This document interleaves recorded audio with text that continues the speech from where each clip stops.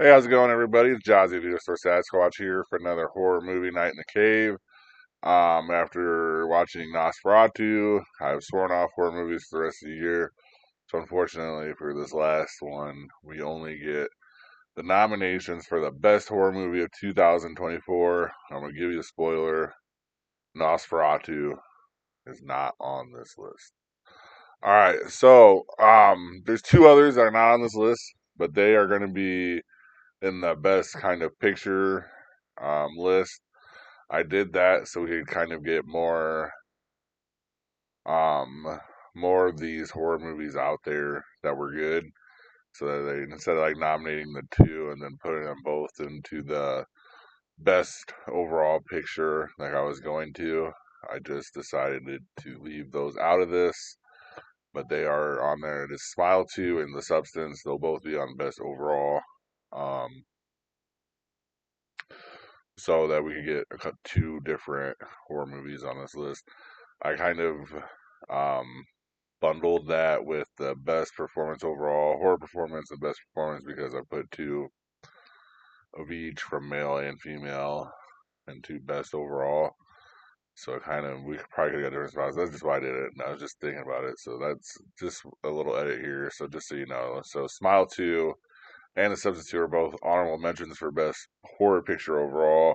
They are actually in the best picture overall category. Um, so let's start the list here. Apartment 7A, directed by Natalie Erica James, starring Julia Gardner and Diane West. A struggling young dancer finds herself drawn in by dark forces when a peculiar, well-connected older couple promises her a shot at fame. This movie is good. If you go back to the review, um, which all of these I did review except for one of them, and I'll tell you that one when it comes up to it. But if you go back to the review, told you this was one of the streamers. I wish it would have went to theaters because it was so good that it definitely deserved a theater run. And this is also around Halloween time, so Paramount Plus did a good job here with Apartment 7A, directed by Natalie Erica James, and then The First Omen, directed by Arkisha Stevenson, starring Neil Tiger Free and Ralph Ineson as a young American is sent to Rome to begin a life of service to the church, but encounters a darkness that causes her to question her faith and uncover a terrifying conspiracy that hopes to bring about the birth of evil incarnate. I believe if you remember the list of the top movies we watched in the month October, this is either number one or number two or number three. It was in the top three. So this one was very good. As a matter of fact, I think if I would have seen it in theaters, it probably would have hit at the top 10 list of the whole year and probably maybe could have stuck onto that bottom part of the list. But I just saw it too late in the year and it was too kind of iffy where to put it onto that list. So that's why it never made it.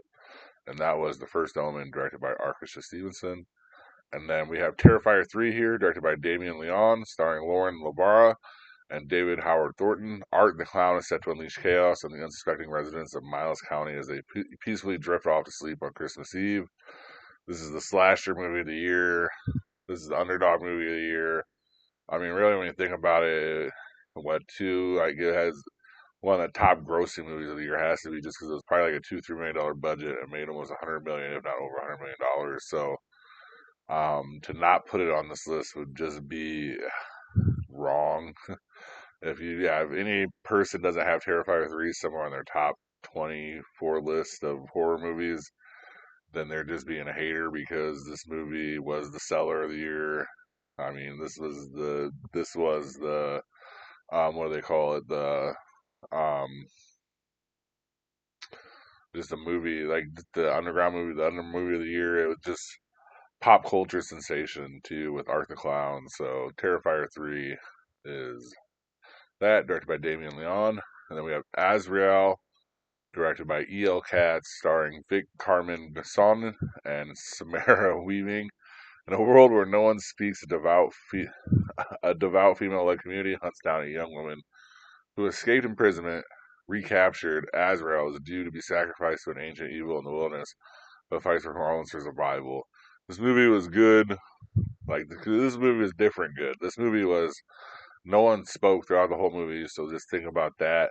They're all using um animal-like noises, gestures, and stuff like this to communicate.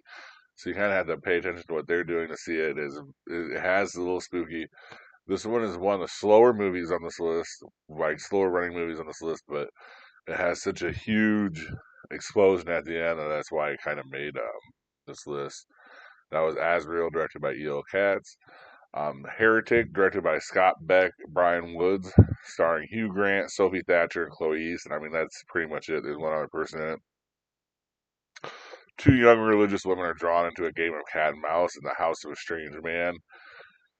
This movie is pretty much all dialogue. It's like a play. Hugh Grant plays just a great bad guy here. He's off character.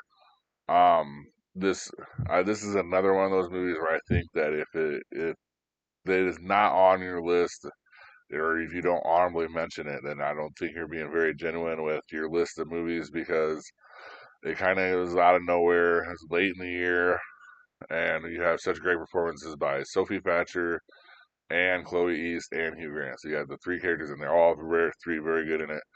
Um, yeah, this is one of my personal favorites. I honestly probably could have took this off the list and put it into the best picture conversation, maybe, but um, I think that it just needs a little bit more, especially when we're going to be talking about the best pictures. So that's why it's on this, and that doesn't necessarily mean that this is going to win this. It just means that it is definitely a front runner here, and that's Heretic, directed by Scott Beck and Brian Woods. And then we have Abigail, directed by Matt Benatelli, Olfin, and Tyler Gilbert, starring Melissa Barrera and Dan Stevens. After a group of criminals kidnap the ballerina daughter of a powerful underworld figure, they retreat to an isolated mansion, and they're locked inside with no normal little girl. They realize, yeah, this movie made the top 10 list almost all year. It just got knocked off really at the end of the year with some of these bigger budgeted kind of horror movies around Halloween time. And then also, we kind of had a couple of surprises here throughout the year too, of what kind of made it there. This movie is very well directed. This is the only movie I didn't do a review on, so let's kind of do a quick review. Very well directed, very well written. The one thing I would have changed, I think you could have cut 20 minutes off this movie, and that is where they kind of are. So the one thing you could change and you could a little bit of time off is kind of make it understood what Abigail, or make it understand who Abigail's dad is. So instead of like showing all these people, there's just a way they could have did it. That was the only thing, and I think if you kind of read a couple of the reviews, that's another thing. Is like all of a sudden we're just supposed to be scared of this dude. Like maybe have like opening credit with this dude like doing what he does, and then I mean showing Abigail and stuff like this, because obviously Abigail is a part of all that, and then moving on to the characters themselves, because these characters are supposed to be irredeemable anyways, because they're supposed to be bait for the criminal boss, you know what I mean? So, but that's just nitpicking a good movie here, and I'm not trying to do that. Abigail definitely deserves to be on the top list of anyone's. But this one for sure, I 100% behind. And that's Abigail, directed by Matt Benatelli Olfin and Tyler Gilbert. Please comment any movies I might have missed that you thought deserve to be on the best ones. And remember that Smile 2 and Substance are both going to be on the best overall movie. So if you're kind of thinking about those two, maybe I realize that. And then, but other than that, if there's any movies that I missed or any movies that you think that could have went other or which way, let me know in the comments below. Thank you guys very much for watching, and please have a good rest of your day or night.